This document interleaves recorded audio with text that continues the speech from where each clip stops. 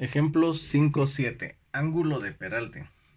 Para un automóvil que viaja con una rapidez de v alrededor de una curva de radio r, determine una fórmula para el ángulo en el que se debe peraltar una carretera, de modo que no se requiera fricción. Inciso B. ¿Cuál es el ángulo para una curva de 50 metros de radio de una supercarretera a una rapidez de diseño de 50 kilómetros por hora? Bueno, primero, ¿qué es el ángulo del peralte? Es el ángulo que nosotros le vemos, que los ingenieros le ponen a una curva inclinada, precisamente para que sea seguro transitarla y que no se requiera fricción para detener los vehículos y que salgan despedidos fuera de la curva. ¿Sí?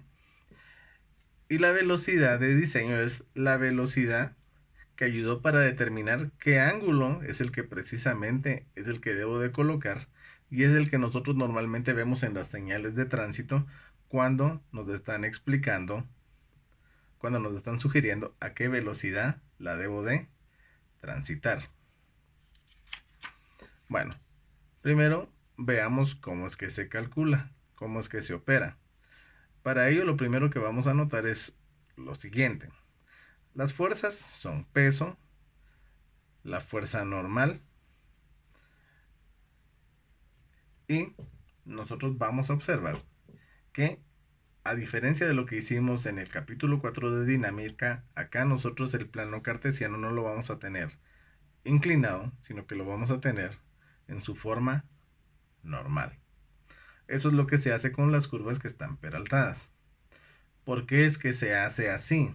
Bueno, vamos a hacer un pequeño esquema que lo ilustre.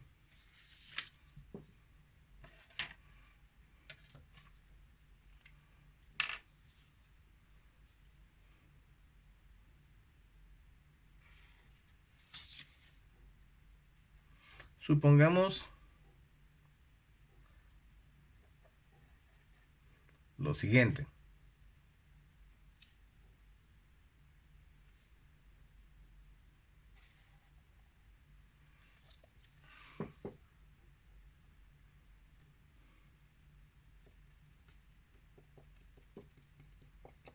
Supongamos que esta fuera una carretera completamente circular.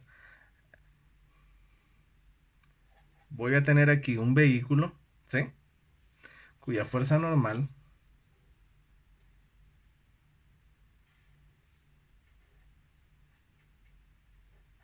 va a ir en esta dirección, porque tiene que ser perpendicular al plano. Voy a tener acá el mismo vehículo, que es lo que va a estar experimentando su fuerza normal en esa dirección. 2, 4, 6, 8, 10, 12, 13. Quiere decir que el centro de esta curva va a estar justo acá. Entonces, imagínense por un segundo que lo que voy a hacer es prolongar esa línea de la normal. En este caso, y ahora voy a prolongar esta línea normal justo acá. Si se dan cuenta, se intersecta justo encima del radio. Y esto es como que si yo estuviera viendo que este vehículo, al estar dando vuelta en esta carretera curva,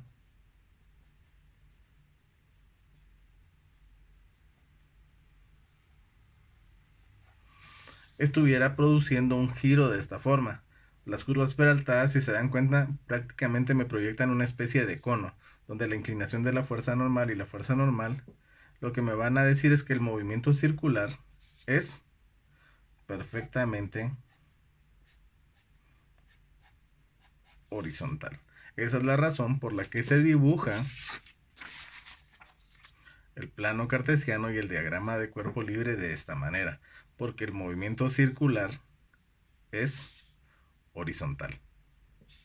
Bien, ya explicado esto, nosotros lo que vamos a hacer es lo siguiente. Vamos a proceder a resolverlo. Este problema es sumamente teórico, porque me dice que la rapidez sube. Me dice que el radio es R. Y me dice que hay un ángulo, pero no me dan nada de información y lo que quieren es que desarrolle una fórmula. Analicemos nosotros entonces el plano cartesiano, ya que sabemos por qué se tiene que dibujar de esa manera. Y veamos, en esa curva peraltada, nosotros vamos a tener aquí el peso. En esta dirección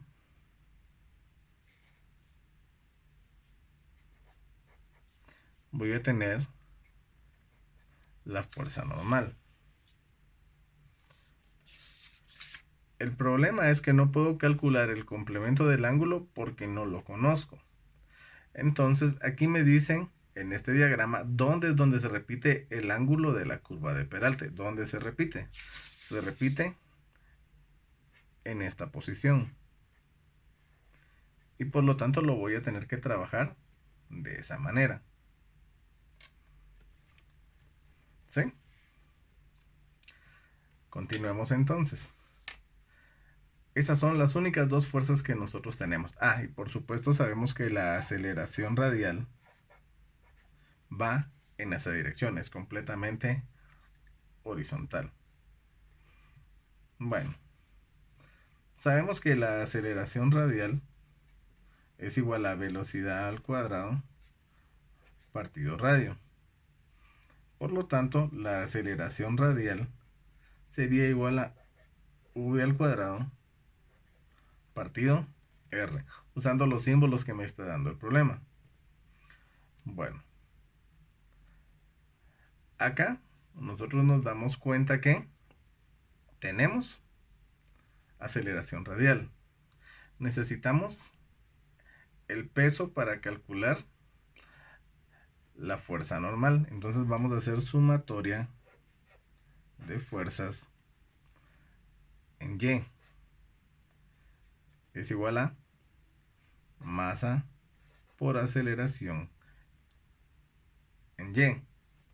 La aceleración radial es así. Aceleración en Y no hay. Por lo tanto, este producto ¿cuánto va a valer? Sí, 0, como ya lo hemos visto otras veces.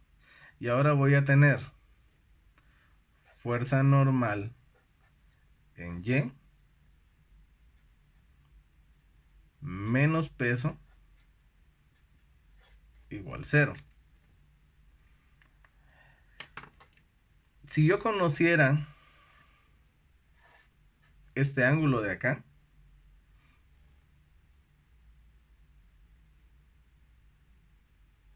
que le voy a poner ese simbolito para diferenciarlo, la fuerza normal en Y sería muy fácil de calcular, porque sería fuerza normal por el seno de este ángulo menos el peso igual 0. Pero no lo conozco. Entonces hay un juego que puedo hacer. Cuando no conozco el ángulo de referencia, sino que conozco solo el complemento, lo que hago es que invierto la función. Invertir significa que la voy a usar por su complemento. No puedo complementar el ángulo, entonces voy a complementar la función trigonométrica. Entonces voy a usar el coseno del ángulo. Menos W igual a 0. Coseno, a pesar de que lo que estoy haciendo es encontrando la componente en Y. Y me va a quedar entonces que la fuerza normal por el coseno del ángulo es igual al peso, que la fuerza normal es igual al peso partido coseno del ángulo. Y si lo quiero dejar de una forma mucho más general, masa por gravedad partido coseno del ángulo. A partir de acá, nosotros no podemos hacer nada más. Ahora vamos a hacer sumatoria de fuerzas en X. Es igual a masa por aceleración radial. Ahí es mucho más sencillo porque solo tengo fuerza normal en X. No tengo ninguna otra fuerza. Y va a ser igual a masa por aceleración radial. Acá nuevamente sabemos que lo correcto sería que calculara fuerza normal por el coseno del ángulo de referencia, que debería ser este de acá. Pero al ser teórico no lo puedo calcular. Entonces, ¿qué es lo que vamos a hacer?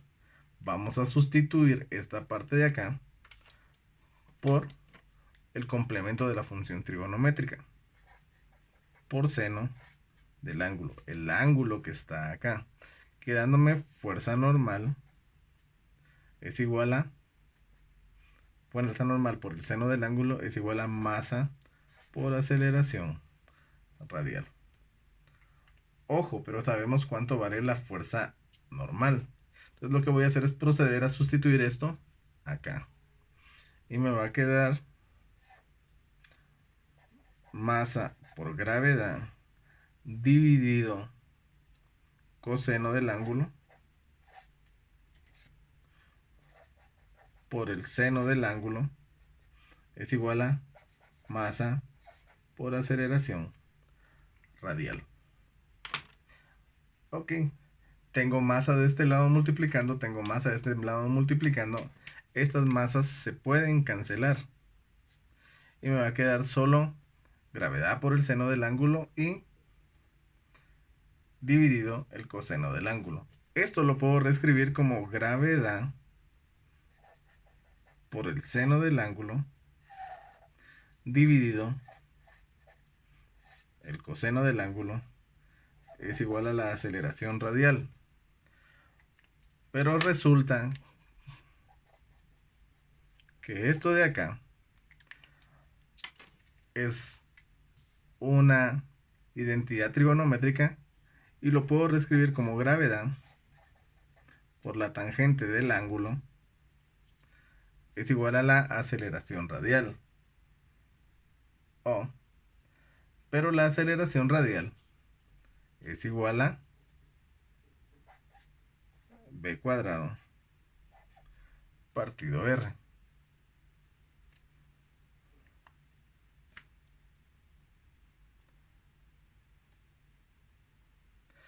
Y como lo que me están preguntando es cuál es el ángulo de peralte, ahora lo que hacemos es despejamos el ángulo. Primero, g está multiplicando, pasa a dividir.